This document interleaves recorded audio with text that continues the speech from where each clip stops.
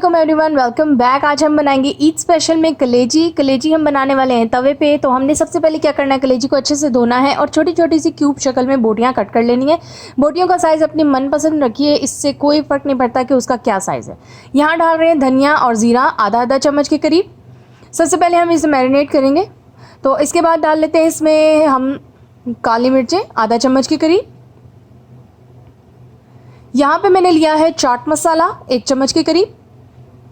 इससे बहुत अच्छा टेस्ट आता है, क्योंकि ये होममेड है, आपको पता ही होगा, मैं 1000 बार बता चुकी हूँ, ये मेरा घर का बना हुआ है, इसलिए मैं हर चीज़ में डाल लेती हूँ। इसके अलावा हम डाल लेते हैं कुटी हुई लाल मिर्चें, तकरीबन हम डाल लेते हैं 1.5 चम्मच के करीब, क्योंकि आधा किलो कलेजी है। स्पाइसेस अपने हिसाब से रखें, जितने आपके घर में खाए जाते हैं। ज़्यादा खाए जाते हैं तो ज़्यादा डालें, कम खाए जाते हैं तो अपना एहतियात खुद ही कर लें। अब हम इसमें और शामिल करेंगे लहसुन अदरक का पेस्ट, तकरीबन 1 चम्मच के करीब।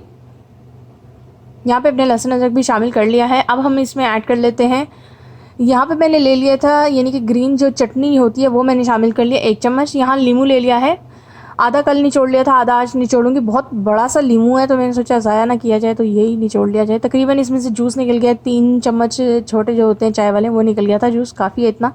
हाथों की मदद से अच्छे से मिक्स कर लें। मिक्स करने के बाद आपने इसे कम से कम आधा घंटा रेस्ट देना है, ताकि ये जो मसाला है इस कलेजी के साथ अच्छे से मिक्स हो जाए।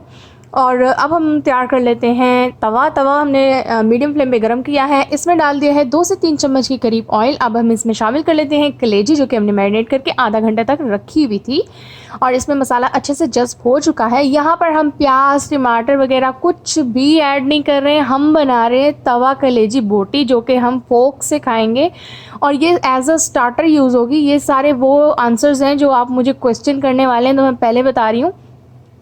अच्छे से भुने, कलेजी अपना कलर चेंज करती है, कलेजी पानी छोड़ती है, तो आपने इसका कलर चेंज होने और पानी छोड़ने के बाद इसे अच्छे से भूनना है। कलेजी को ज़्यादा नहीं पकाते हैं, ये हार्ड हो जाती है। हार्ड होने के बाद किसी काम की नहीं रहती, खाने में बिल्कुल मज़ा नहीं आता। तो सिर्फ और सिर्फ 15 से 20 मिनट तक भूनना है इसको, इतना भी इनफ होता है टाइम।